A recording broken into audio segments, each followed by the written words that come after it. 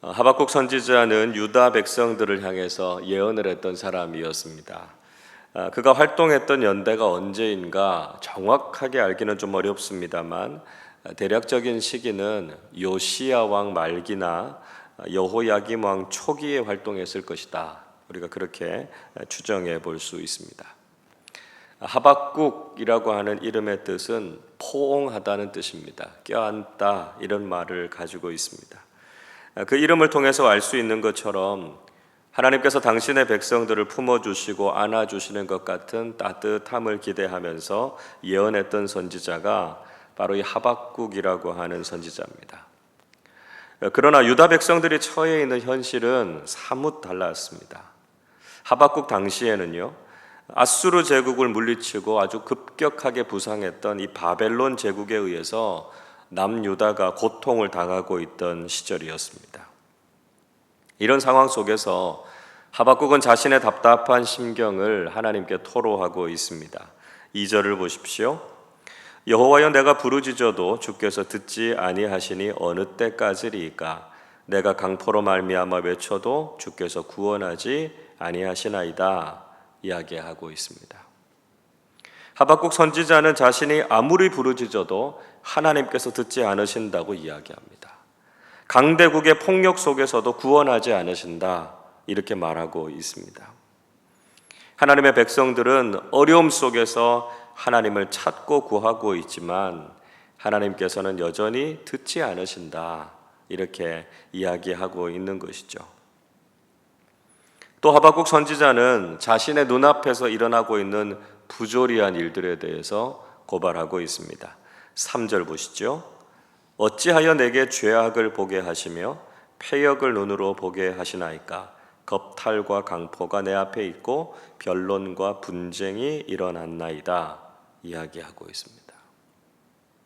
하박국 선지자는 어째서 자신의 눈으로 죄악된 일과 패역한 일들을 보게 하시느냐 한탄하고 있습니다. 겁탈과 강포도 자신의 앞에 있고 논쟁과 다툼도 일어났다 이야기하고 있습니다. 이 말은 단지 외적인 공격만이 아니라 유다 공동체 내부에서도 불의한 일들이 일어나고 있다 하는 것을 이야기하고 있는 것입니다. 가진 자들과 또 힘이 있는 자들이 자신의 권력을 가지고 연약한 동족들을 괴롭히고 있었던 것이지요. 그들의 것을 빼앗는 현실이 자신의 눈앞에 펼쳐지고 있었던 것입니다. 그래서 하나님의 정의가 다 사라져버린 것 같은 암담함을 느끼고 있었던 것입니다. 4절입니다.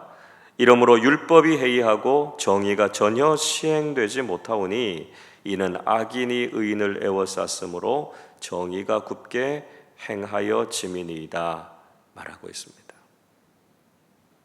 그렇게 분명하고 확실하다고 믿었던 율법이 흔들리고 있습니다. 하나님의 정의가 온데간다 없이 다 사라져버리고 말았습니다. 악인들이 의인들을 둘러쌌고요, 정의는 굳게 행해주고 있다 하소연하고 있습니다. 도무지 하나님께서 살아계시는지 하나님을 두려워하는 백성들인지 알 수 없을 정도로 남유다가 죄악으로 가득해지게 된 것이죠. 여러분, 오늘 우리의 현실 속에서도 우린 이런 질문을 가지게 될 때가 있습니다. 우리는 분명히 하나님의 선하심과 공의로우심을 믿습니다. 그래서 하나님께서 의인들을 보호하시고 악인들을 심판하시고 징벌할 것이다 라고 하는 분명한 믿음이 있죠.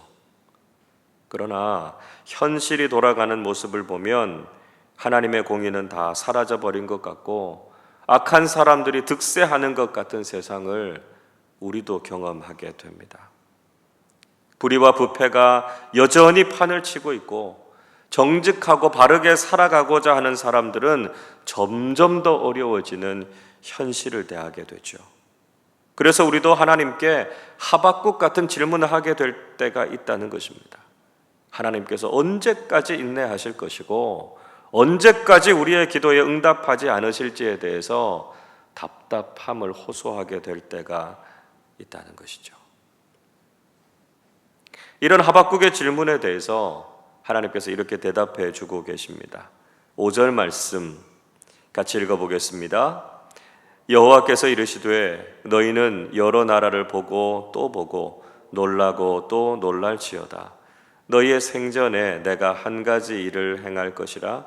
누가 너희에게 말할지라도 너희가 믿지 아니하리라.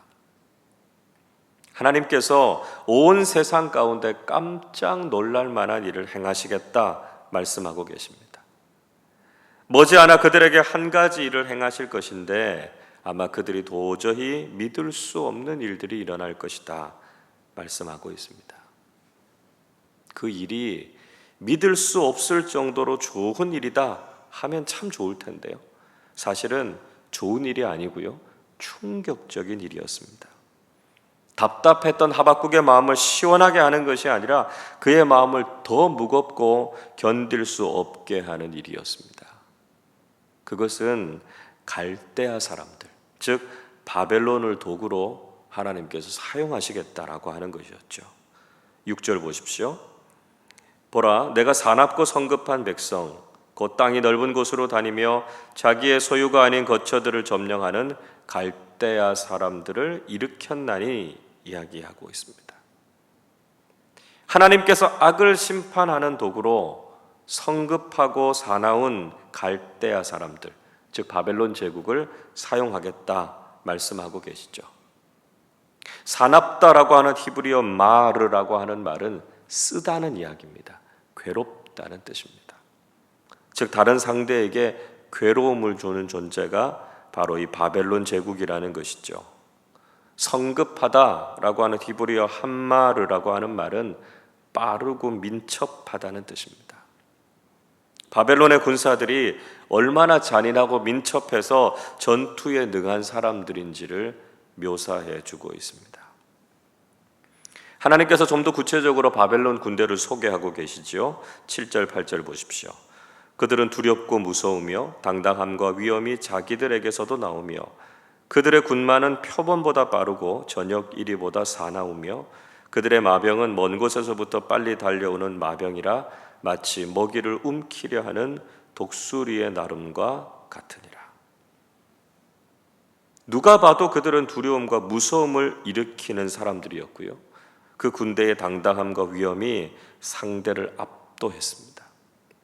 그들이 가진 말은 표범보다 빠르고 이리보다 사납다 표현하고 계십니다. 그리고 그들의 마병은 굉장히 빨리 달리고 먹이를 공격하는 독수리처럼 강하고 빠르다 말씀하고 있습니다.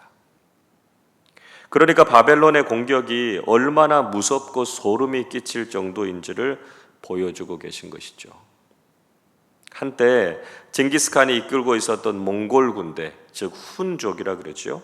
유럽을 쳐들어갔을 때 유럽 사람들이 얼마나 큰 공포를 느꼈는지 모릅니다. 굉장히 빠르고 강한 군대였습니다.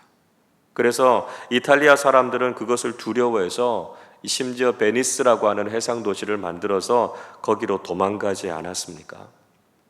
그렇게 두렵고 강한 군대를 일으켜서 하나님께서 심판하시겠다 이렇게 말씀하고 계신 것입니다. 자, 그런데 이런 하나님의 대답은 점점 더 하박국이 이해하기 힘든 것이었습니다. 왜냐하면 하나님께서도 그들의 악함을 알고 계셨기 때문입니다. 9절 말씀 보시면 그들은 폭력을 일삼는 사람들이었고요, 사람들을 사로잡아서 그들의 포로가 되게 했기 때문이죠. 또 10절에서도 그들은 왕과 방백들을 조소하고 능욕했다 이야기하고 있습니다. 보통 당시의 강대국들이 다른 나라들을 침략하더라도 그 나라의 권력자들은 멸시하지 않았습니다. 그들은 그에 맞는 대우를 해주고 존중해 주었던 것이 일반적이었습니다. 그러나 바벨론은 달랐던 것이죠. 정복국의 왕들과 방백들이라 할지라도 그들을 멸시하고 조롱했습니다. 무엇을 보면 알 수 있는가 하면 남유다가 멸망할 때 그들은 유다의 왕이었던 시드기야가 지켜보고 있는 가운데 왕자들을 다 죽였습니다. 그리고 시드기야의 눈을 뽑고 포로로 끌어가는 일을 했습니다. 또 그들은 아무리 견고한 성도 비웃으면서 점령해 버렸습니다. 당시의 성들은 대부분 높은 언덕이나 절벽과 같은 천혜의 요새에 세워졌습니다. 그러나 이들은 흉벽, 그러니까 모래 언덕을 쌓아서 단숨에 그 성을 점령해 버렸습니다. 그들은 상대를 무시하기 일쑤였고요, 엄청난 공격력을 가지고 성들을 정복해 나갔던 것이죠. 심지어 그들은 자신의 힘을 하나님으로 삼는 사람들이었습니다. 11절 보십시오. 그들은 자기들의 힘을 자기들의 신으로 삼는 자들이라 이에 바람같이 급히 몰아 지나치게 행하여 범죄하리라 말씀하고 있습니다. 그들은 겸손하게 하나님을 섬기거나 두려워하는 사람들이 아니었다는 것이죠. 자신들이 가진 힘을 자기의 신으로 삼는 사람들, 소위 말하면 자기 주먹만 믿고 나쁜 일을 행하는 사람들이었습니다. 하나님도 무서워할 줄 모르고 자신들이 스스로 하나님인 양 교만해하는 나라였습니다. 그러니까 그런 바벨론을 들어서 남유다의 죄악과 부패를 심판하시겠다라고 하는 하나님의 말씀은 참 충격적이기도 했고 이해하기도 힘든 말이었습니다. 여러분, 우리도 살아가면서 하나님을 다 이해할 수 없을 때가 많습니다. 분명히 우리의 생각으로는 하나님께서 이렇게 해주셔야 될 것 같은데 전혀 엉뚱하게 이끌어 가실 때가 있죠. 도저히 이해할 수 없는 상황과 하나님의 대답을 만나게 될 때 여러분, 우리는 어떻게 반응하고 있습니까? 왜 이런 코로나와 같은 질병의 상황을 만나게 하셔서 그렇지 않아도 어려운 교회의 상황을 예배도 제대로 드리지 못하는 더 어려운 상황으로 몰아가고 계실까요? 중요한 것은 우리가 다 이해할 수 없을지라도 하나님께서는 지금도 당신의 선하고 완전하신 뜻을 이루어가고 계심을 신뢰하는 것입니다. 이 과정 속에서는 우리가 다 알 수 없지만 분명히 하나님의 때에 그것이 옳은 것이었다라고 하는 것을 깨닫게 하실 것이다 하는 것이죠. 여전히 우리의 삶 속에 행하시는 하나님의 일들을 우리가 다 알 수 없고 이해할 수 없지만 선하고 완전하신 하나님을 기대하고 신뢰하는 우리 모두가 되실 수 있기를 바랍니다.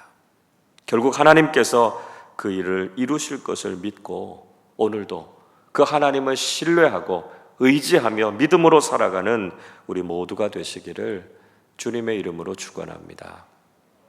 기도하겠습니다. 우리를 사랑하시고 이 땅에 공의를 이루시는 하나님으로 인해서 감사와 찬양을 드립니다. 여전히 우리가 살아가는 삶 속에서 이해하기 어려운 일들, 받아들이기 힘든 일들이 참 많이 있습니다. 하박국 선지자가 답답해서 호소했던 것처럼 이 시대 속에서도 불의하고 부패한 일들이 가득합니다. 그러나 우리가 원망하거나 낙심하지 않게 하시고 하나님께서 행하실 크고 선하신 일들을 기대하면서 살게 해 주시옵소서. 지금은 다 알 수 없지만 하나님께서 반드시 이 모든 일들을 통해서 선하고 완전하신 하나님의 뜻을 이루실 것을 믿습니다. 오늘도 그 믿음으로 하나님을 신뢰하며 하루를 살아가게 해 주시옵소서. 질병과 재난, 고통과 눈물의 이유와 의미를 다 깨달을 수는 없지만 여전히 하나님께서는 우리를 사랑하시고 우리를 위해서 일하시는 분이심을 굳게 믿습니다. 오늘도 그 하나님의 은총 안에 거하는 우리 모두의 삶이 되게 하여 주시옵소서. 우리 주님 예수 그리스도의 이름으로 기도하옵나이다. 아멘.